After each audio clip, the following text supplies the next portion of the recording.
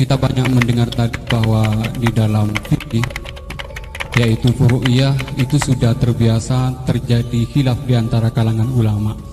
Ada satu yang menurut saya di antaranya redaksi yang terdapat dalam kitab Tujarami Al-Khatib, dan ini juga dikutip di dalam kitab I'anatul Talibin ketika membahas soal apakah ad-dukhon itu dapat membatalkan puasa atau tidak. Dukhon yang dimaksud di sini adalah dukhon yang masyhur dengan kata at-tutun atau tembakau, atau dalam konteks sekarang mungkin rokok. Itu kan ulama sebetulnya berbeda pendapat, bukan hanya dalam apakah membatalkan puasa atau tidak, bahkan hukum rokoknya aja ulama sudah berbeda pendapat. Tetapi kemudian ada redaksi yang menarik bagi saya cukup muskil, yaitu beliau tiba-tiba mengatakan begini, la'anallahu man ahdatsahu, semoga Allah melaknat orang yang memproduksi rokok. Itu penting digarisbawahi, la'anallahu man ahdatsahu. Man ahdatsahu bukan man ista'malahu.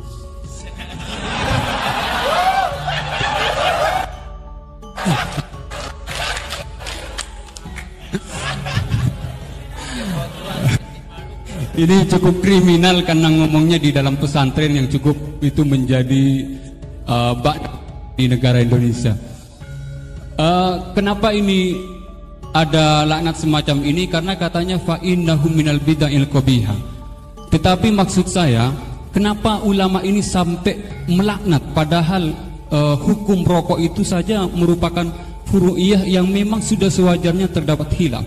Sementara saya sebagai santri NU Tulen itu mengenal memiliki ulama-ulama yang atau kiai-kiai yang luas, yang bukan hanya tidak mau mencaci maki apalagi sampai melaknat, bahkan mengkafirkan pun itu merupakan pantangan. Sehingga pertanyaannya ini unik, setelah saya cek juga ada dalam kitab Kasyifatus saja yang kita tahu itu pengarangnya orang Indonesia, walaupun mungkin NU belum hadir pada saat itu. Jadi pertanyaan saya untuk redaksi ini, apakah dalam syariat Islam atau fikih utamanya itu memang ada pembenarnya melaknat orang lain atau dalam tanda kutip mendoakan orang lain jelek? Mungkin hanya itu. Terima kasih. Assalamualaikum warahmatullahi wabarakatuh. Bismillahirrahmanirrahim. Semoga Allah mengampuni Pak Wahid. Itu takbir itu ngawur sekali. Itu Syekhul Akbar, yang dimaksud di itu Ibnul Arabi. Itu termasuk statemen sing mimma yuhaddaru bih. Jadi yuhaddaru anhu. Termasuk fatwa-fatwa yang orang harus menghindari. Apalagi itu justifikasinya wa atba'u Syafi'i la yabamuna. Sampeyan lihat di semua kitab usul fikih itu masyhur itu ibtalul istihsan. Termasuk di kitab Sayyidina Muhammad Syari'atu wa Al-Khalid. Semua kitab usul fikih Imam Syafi'i menolak istihsan apa menganjurkan? Menolak. Sekarang keyakinan orang banyak Imam Syafi'i menolak, dengan satu orang Imam Syafi'i memuji. Jumhur versus wahid satu orang. Doakan ya semoga Allah memberi tobat. Loh, saya tuh tahu betul itu. Jadi itu kan seseorang satu, yaitu Ibnul Arabi, mengfonis ashabu Syafi'i la yafhamuna. Padahal di semua kutubus Syafi'i, jumhur memang mereka tahu kalau Imam Syafi'i itu menolak istihsan. Jadi itu jelas manistahsana faqat syara'a itu kalimatu dzamin minhu, bukan kalimatu madhik. Itu jelas ya. Nah, yang menyangkut rokok tadi saya kan sudah mengulang. Kalau rokok dengan arti rokok itu kita ngikuti guru-guru kita, tidak pernah mengesahkan orang puasa yang rokok. Jadi ini bukan masalah furu'iyah, karena tetap dianggap ain. Jadi ini saya sendiri secara pribadi, dan kalian harus setuju karena anut guru-guru kita tidak akan mengesahkan orang puasa merokok, karena dukhon itu termasuk ain. Selain itu tidak perilaku guru-guru kita. Nah, soal khilaf tentang rokoknya sendiri tidak urusan dengan puasa loh ya, saya ulang, tidak urusan dengan puasa. Itu karena memang tadi malam yadullah kan al aslu fil asya al ibahah kan, malam yadullat dalil ala tahrim. Jadi Ya taruhannya halal dulu, tapi tidak urusan orang puasa. Tak ulang lagi loh, karena salah paham ruwet. Nah, kalau masalah laknat tadi, laknat itu ibaratun anil bukti. Jadi tidak, laknat itu tidak harus yang orang itu harus kesampaian lah kira-kira. Jadi kalau sampean tanya hukumnya melaknat orang mukmin gimana? Jelas di Sulam Taufik laknul mukmin itu tidak boleh. Tapi manusia itu tidak cukup punya bahasa untuk mengekspresikan kebencian atau tidak suka. Kadang-kadang spontan terlontar kata apa? Laknat. Jadi itu hal-hal yang bawaan sabkul lisan. Itu kan sama dengan orang Arab bilang la wawah. Karena nggak bisa dihindari. Makanya di bab tolak, dengerin ya bab apa? Ketika seorang suami marah sama istri terus bilang gini, lasti bisa ujati, kamu itu tidak istri saya. Itu tidak dimasukkan sorry tolak, tapi masih dimasukkan kinayatut tolak. Karena maksudnya lelaki ketika sadar tadi, kamu seperti ini tidak seharusnya. Seakan-akan perilaku kamu tidak berlaku seorang istri. Sehingga itu tidak dimasukkan sorry tolak, tapi dimasukkan, padahal kalimatnya jelas, kamu tidak istri saya. Tapi itu kan bawaan emosi. Itu kan seperti kiai baru duko, ora santriku nak sing penggaweane kodok. Nah sekali-kali kiai ini takut, terus kalau santri ini tiang lintu, yo ora ngawur ya. Karena ya ora trimo nak santri ini dipek wong liya kan gitu. Pasti juga agak terima kan kalau diakui orang lain. Sama ketika kamu marah sama istri kamu cantik, lasti bisa ujati, terus bojomu takut, berarti aku bojone wong liya, ojo ngawur. Kan Yeman juga kan? Eman kan? Jadi makanya di semua hukum itu selalu kalau masalah ungkapan kalimat itu kira-kira yang mirip la yu'akhidukum wa billaghwi fi aimanikum, karena bawaan kalimat spontan itu pasti ada. Makanya dulu ada sahabat yang nyuwun sewu Nabi ngendikan papa gitu, terus agak terganggu itu. Padahal Nabi ngendikannya ya spontan, tapi tidak sampai laknatullah. Akhirnya Nabi, ya kamu tidak usah susah. Fa'ayul muslimina adaituhu aw sababtuhu aw syatamtuhu wa laysa dzalika ahlan wa la sa'ahlan lidzalik apa fat'al dzalika kafaratau wa zakatau wa ajr.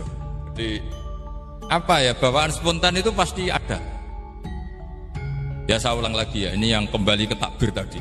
Itu bahaya betul tuh. Jadi Ibnul Arabi itu termasuk tulisan-tulisannya mimma yuhadzaru anhu. Ya pernah dengar toh? Lah yang dimaksud Syekhul Akbar itu kan Ibnul Arabi kan? Loh, saya sangat tahu. Jadi ukurannya itu jumhur. Semua ulama Syafi'iyah, semua al-usuliyun itu mesti menceritakan apa? Imam Syafi'i tidak percaya atau tidak setuju ada istihsan. Masa orang banyak ini kamu salahkan demi statement orang satu. Idza ikhtalafal jumhur wal fardu qudima jawab. Ya semoga ini tobat, enggak ya enggak apa-apa. Tapi memang bagus lah. Artinya dia mengungkapkan takbir sudah bagus, lumayan lah secara ukuran itu. Tapi ya musuhnya jangan saya tetap.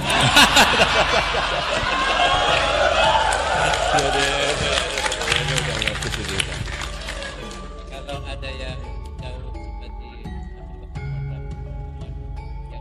oh enggak mungkin, itu memang salah.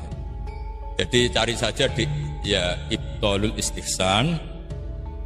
Ya pokoknya walhasil ashabu Syafi'i semuanya menolak istihsan. Wong Imam Syafi'i butuh gini. Kalau nanti ada istihsan yang baik, mintanya Imam Syafi'i jangan katakan istihsan, itu masuknya kias.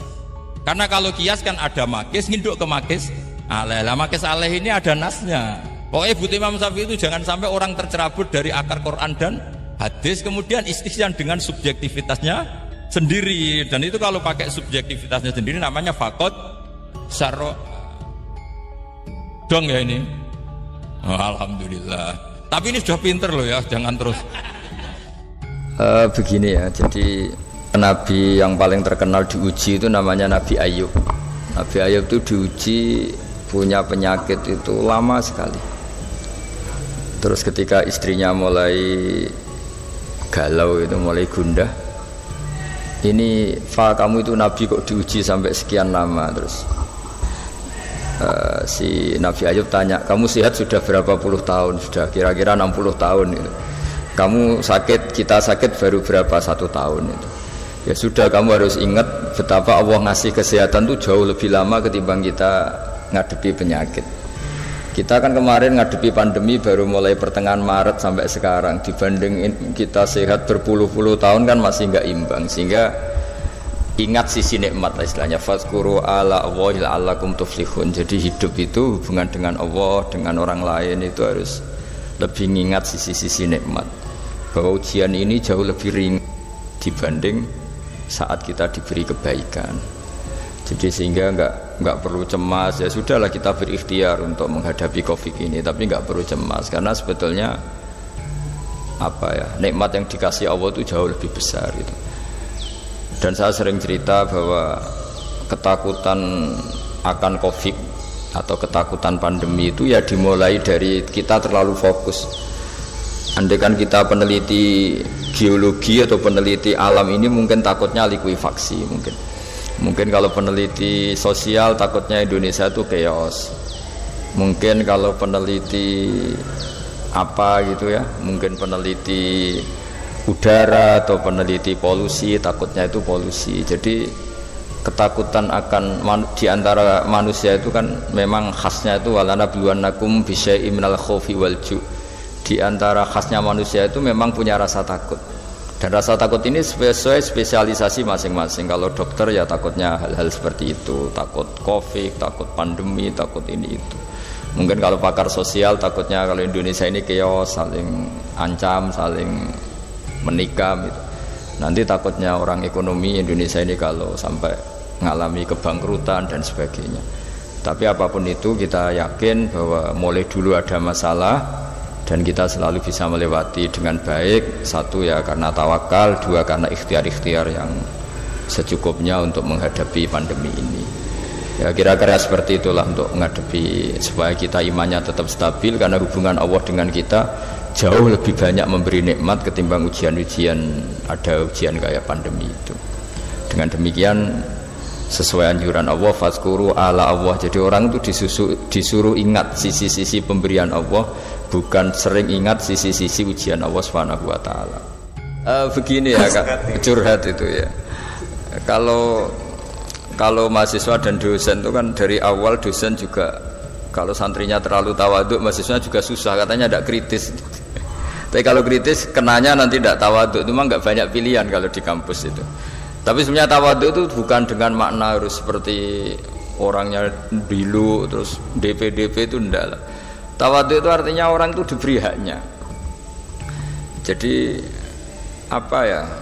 Ketika orang lain kita mengasumsikan, ya saya ulang lagi, kita mengasumsikan gambaran tawaduk, maka dengan asumsi itu kita gampang kecewa. Misalnya bayangannya kalau kita masuk kelas, misalnya mahasiswa berdiri semua, terus ketika kita ngajar materi semuanya diam. Oke, itu keinginan yang baik gitu.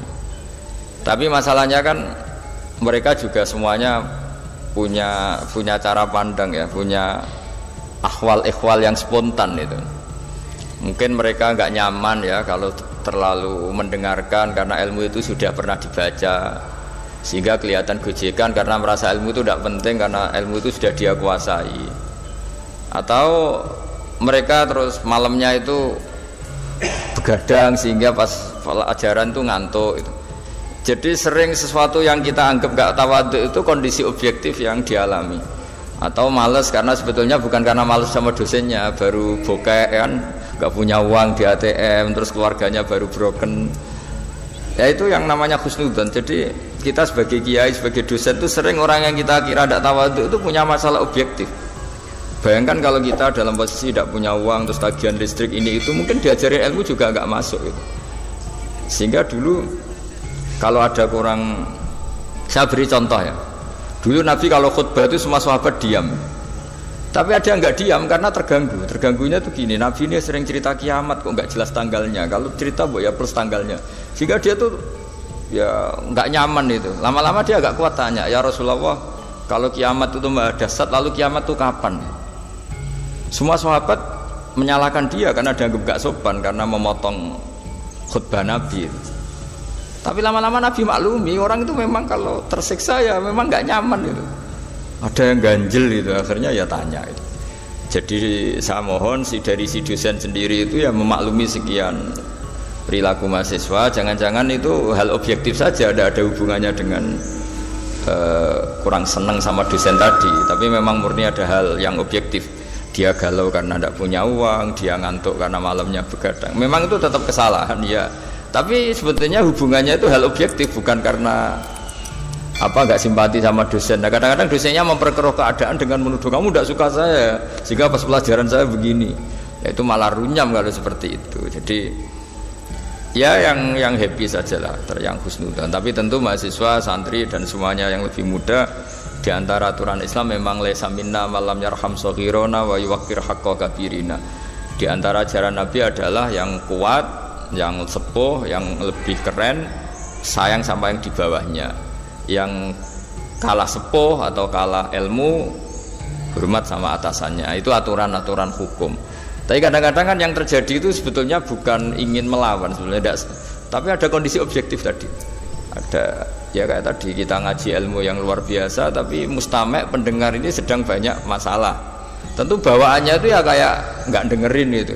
Tapi bukan karena nggak seneng kita, karena memang mereka punya masalah objektif tadi, mungkin ada tagihan, ada problem. Nah ini disebut di antara kewajiban orang mukmin adalah ayyahmila akhahu ala ahsanil akhwal. Dia membayangkan bahwa yang sikap dia itu sudah sikap terbaik sesuai kondisi yang dihadapi. Jadi intinya lagi-lagi kita sendiri butuh tawadhu untuk tidak menstigmasi bahwa orang itu sentimen dengan kita. Tapi tidak sewajib iman-iman yang lewat hadis mutawatir atau hadis masyhur. Karena ini wilayah yang sensitif.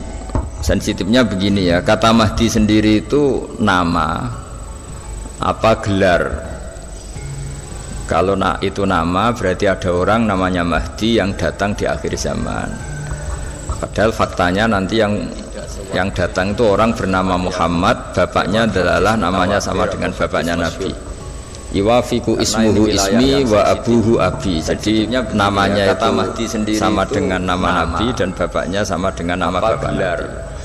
Sehingga Mahdi di sini bisa saja artinya itu orang yang dapat petunjuk yang datang di akhir zaman. Padahal kalau sampai tanya iman ya kita iman, tapi tidak seketat atau sewajib iman wajibnya sholat, wajibnya puasa. Jadi sama-sama berstatus wajib iman tuh ya ada kelasnya ya, ada kelasmennya. Jadi kalau sesuatu itu mujma' alaih atau mutawatir itu tingkat kewajibannya itu ekstrim itu. Tapi kalau dari riwayat yang di bawah itu ya sama-sama masih wajib, tapi ya wajib-wajib yang jauh di bawah itu. Ya intinya proporsional lah. Jangan lalu hidupnya Anda dihabiskan untuk membayangkan nanti Mahdi itu wajahnya kayak apa, terus cara perangnya kayak apa. Lama-lama kamu filmkan itu malah gak karu-karuan tuh. Kalau khayalnya sudah ya sekedar iman, tapi tidak seiman kalau kita wajib membenarkan Rasulullah Muhammad SAW dengan segala apa yang dawuh beliau, yang sampainya kita lewat thariqut tawatur dengan cara yang sangat masyhur, sangat terkenal dan diijma'i ulama. Nah yang kelas-kelas seperti ini yang imannya itu harus benar-benar ketat. Tapi kalau riwayatnya itu mutawatir yang di bawah itu, atau masyhur, atau apalagi ahadi yang meriwayatkan hanya personal rawi, tidak konsensus, itu tingkat imannya di bawah itu. Ya sama lah seperti hukum sosial umumnya. Kalau informasi ini masif dan semua TV memberitakan misalnya, dan semua yang orang adil percaya, mulai pejabat rakyat tahu ya. Tapi kalau informasinya baru personal di bawah itu ya tingkat imannya juga. Jadi intinya sama-sama wajib itu kualitas kewajibannya beda-beda sesuai kualitas riwayat tadi. Saya kira demikian. Wassalamualaikum warahmatullahi wabarakatuh.